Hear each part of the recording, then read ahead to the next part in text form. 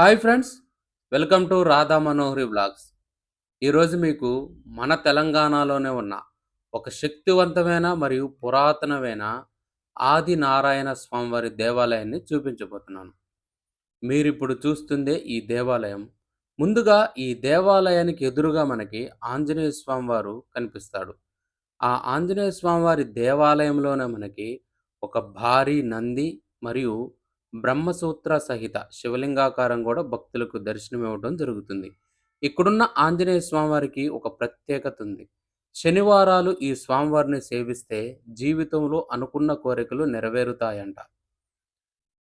900 సంవత్సరాల క్రితం ఆనాటి కాలంలో రాజులు ప్రతిష్ఠ చేసిన శివలింగాకారం ఇది. బ్రహ్మసూత్ర సహిత శివలింగాకారం. భక్తులే స్వయంగా ఈ స్వామివారికి అభిషేకం చేసుకోవచ్చు. ఈ స్వామివారిని దర్శించుకున్న అనంతరం మీకిప్పుడు కనిపిస్తుంది గదా! ఆ గోడ అవతలే మనకి తెలంగాణ కంచి, కొడకంచి కనిపిస్తుంది. చాలా పెద్ద గోపురం ఉంటుంది ఈ దేవాలయానికి. చాలా శక్తివంతమైన దేవాలయం ఇది. ఈ దేవాలయాన్ని దర్శించిన స్వామివారి అనుగ్రహం వెంటనే కలుగుతుందనేది కూడా భక్తుల ప్రగాఢ విశ్వాసం. ఈ దేవాలయంలోకి ఎంటర్ అయితేనే మనకి చాలా పాజిటివ్ వైబ్స్ అనిపిస్తూ ఉంటాయి. 900 సంవత్సరాల క్రితం ఈ దేవాలయాన్ని నిర్మించారు. ఈ దేవాలయంలోకి ప్రవేశిస్తున్న వెంటనే మనకనిపించే ఫీలింగ్ ఏంటంటే, ఏదో ఒక పెద్ద కోటలోకి వెళుతున్నామా అనే విధంగా ఉంటుంది ఈ దేవాలయం. అల్లానీ వంశస్థులు ఇక్కడ ఈ స్వామివారిని ప్రతిష్ఠ చేయటం జరిగింది. అప్పటినుంచి స్వామివారు ఇక్కడ కొలువై ఉండి, భక్తుల కోరికలు తీరుస్తూ కొంగు బంగారమై ఇక్కడ కొలువు తీరి ఉండటం జరిగింది. మీరిప్పుడు చూస్తుందే ఈ దేవాలయంలో ఉన్న కోనేరు. ఈ దేవాలయం శిథిలావస్థలోకి ఎళ్ళిపోయింది. గ్రామస్తులందరూ కూడా కలిసి ఈ దేవాలయాన్ని పునర్నిర్మించుకోవటం జరిగింది. మీరిప్పుడు చూస్తుంది ఈ దేవాలయం యొక్క మొదటి భాగం. ఈ దేవాలయం 2 అంతస్తులో ఉంటుంది. పై అంతస్తులో ఒక కొండ గుహలో స్వామివారు భక్తులకు దర్శనమివ్వటం జరుగుతుంది. మీరిప్పుడు చూస్తుందే గర్భాలయానికి ఎదురుగా ఉన్న మండపాన్ని.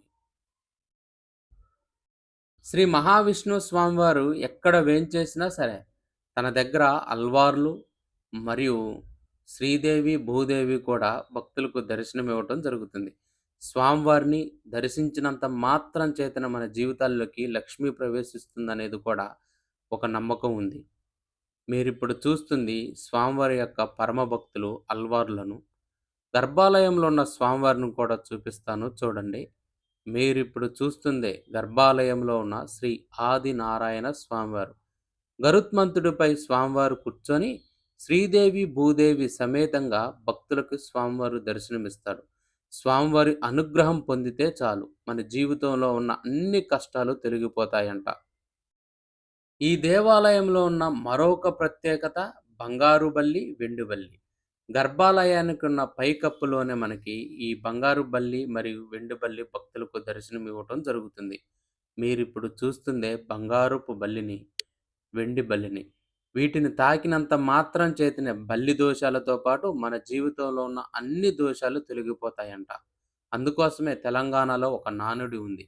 కంచికి వెళ్ళలేకపోయినా సరే కొడకంచికి వెళితే ఆ ఫలితం లభిస్తుందని తెలంగాణ ప్రజలు అనుకోవటం జరుగుతుంది. ఈ గర్భాలయం కింద భాగంలో మనకి కోరికల స్తంభం కనిపిస్తుంది.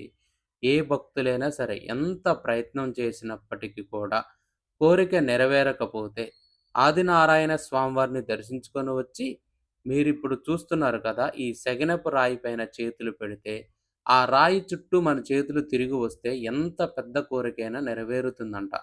చాలామంది భక్తులు ఇలా చేసుకున్న తర్వాత వాళ్ళ జీవితాల్లో శుభం జరిగిందని భక్తులు ప్రగాఢంగా విశ్వసించడం జరుగుతుంది. మాఘమాసంలో స్వామివారికి ఘనంగా బ్రహ్మోత్సవాలు నిర్వహిస్తూ ఉంటారు. మన తెలంగాణలో ఉన్న ఒక శక్తివంతమైన శ్రీ మహావిష్ణువు దేవాలయం ఇది.